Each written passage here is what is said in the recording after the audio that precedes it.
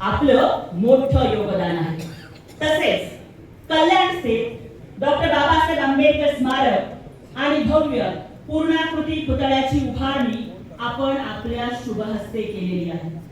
खऱ्या अर्थानं आपण या महाराष्ट्राचे लोकाभिमुख कर्तबगार मुख्यमंत्री म्हणून आपली कारकीर्द तळागाळातील बहुजन वर्गातील समाजाच्या उद्धारासाठी समर्पित करीत आहात.